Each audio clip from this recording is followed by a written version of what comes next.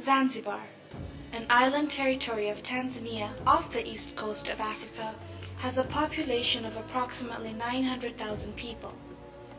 They enjoy a beautiful natural habitat with abundant fruit, aromatic spices, and breathtaking white sand beaches.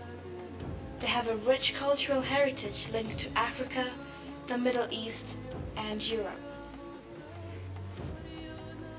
But they also experience the effects of poverty. The average wage is $1 a day for those who are lucky enough to find work in a nation where youth employment sits at about 40%. Zanzibar families experience a number of the problems typical of low-income countries, including high mortality rate, malnutrition, limited access to safe water, a low literacy rate, limited access to healthcare social services, and education, especially for girls.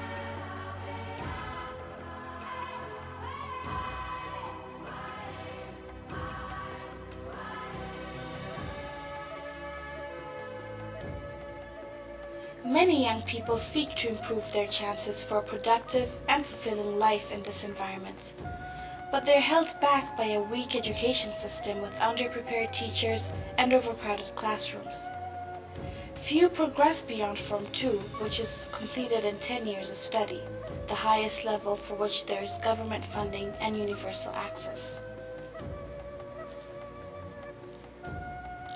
To enter college in Tanzania, you must pass the National Form 4 examinations with good standing. Few high school graduates manage to pass the exams on their first try. All young people who are serious about their success take extra classes weeknights to supplement the often inadequate preparation given in the schools, and most write the exams more than once. The average age of those who are successful on the examinations is 22. The extra tuition that fuels their success is delivered in makeshift facilities across Zanzibartown.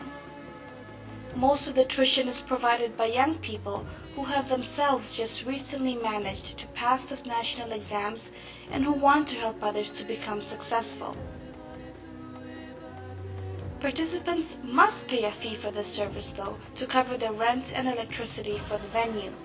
Even a small fee of 50 shillings a day, the equivalent of 5 cents Canadian, when added to the bus fare required to go to and from the tuition session, can significantly restrict access to this training.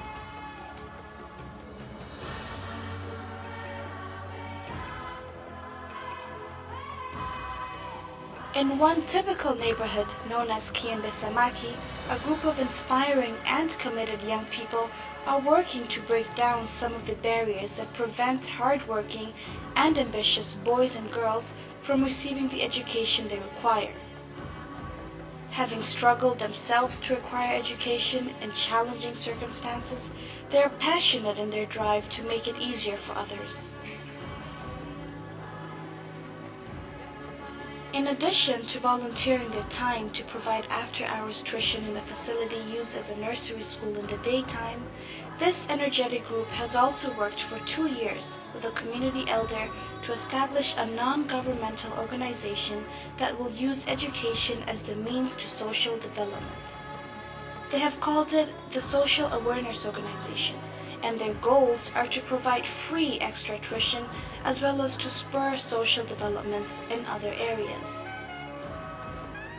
Students who live in odd conditions, who cannot afford the fees to pay in their schools. That was our first aim by that time. But later on, we came to another ideas and changed our objective, and it becomes NGOs who can help the societies in general in providing some important social services like education, health education, for example, to help the society to fight against HIV in our societies. Also to help the peoples to take care of the environments. Also we plan to help the people on how we can achieve the development within our village and our here, what you can call it, our provinces here. Yeah. So we have to help to bring about development in general as a means towards development. They say that education is the source of development. That is, I can call it our target, is that education. When you have education, I think we're going to have a lot of things. Therefore, without education, you can't survive in this world. Therefore, we need more education for us. Also, we need to provide education for others who cannot afford to have an education. That was our aim.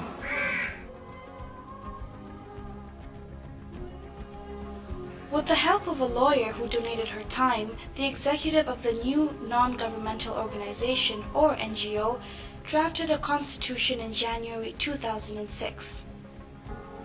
Using the generous donations of friends in Canada, they have managed to rent an office space for 1 year, a condition for registration as an NGO in Zanzibar.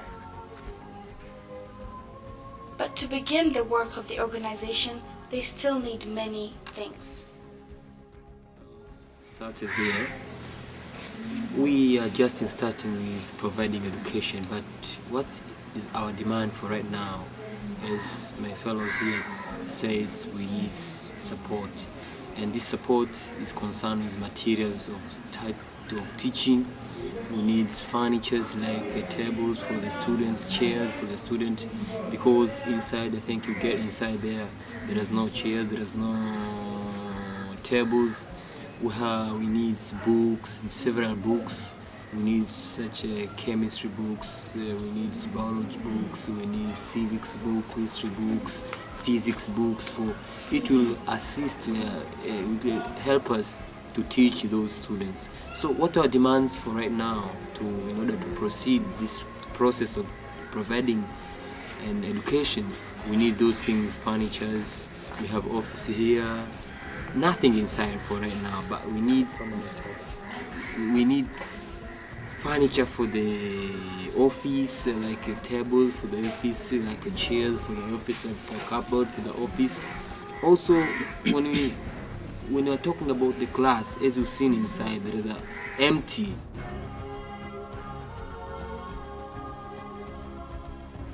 Where will these resources come from? In order to join the SAO, Zanzibari members must make a significant financial commitment of 500 shillings, or 50 cents Canadian per month. This is in addition to the contribution of time for teaching, for attending workshops given by the Aga Khan-sponsored NGO Resource Center, and for navigating the bureaucracy associated with non-governmental associations. But they think nothing of making the sacrifice. Canadians can join the NGO and support the social awareness organization for only $10 per month. This money will be used to equip their facility and to purchase the Tanzanian textbooks required by the young students. It will help the group to organize new initiatives in HIV/AIDS training for street kids and in environmental awareness. I'm very interested to provide education to my sisters and brothers. As myself, I have suffered a lot to acquire education. So I'll be not happy to see my fellows facing those problems as I was doing. So far, I myself, I'm trying harder to help them and to enhance them the importance of education. Try to explain more about the importance of education to my students. Yes. These young Zanzibaris are giving their expertise freely and generously. At Algonquin, we have so much expertise that we can share to help the SAO develop as an organization, from website construction and branding skills to accounting, fundraising, and planning practices. Shaping a better tomorrow in Zanzibar can start with the people here at Algonquin.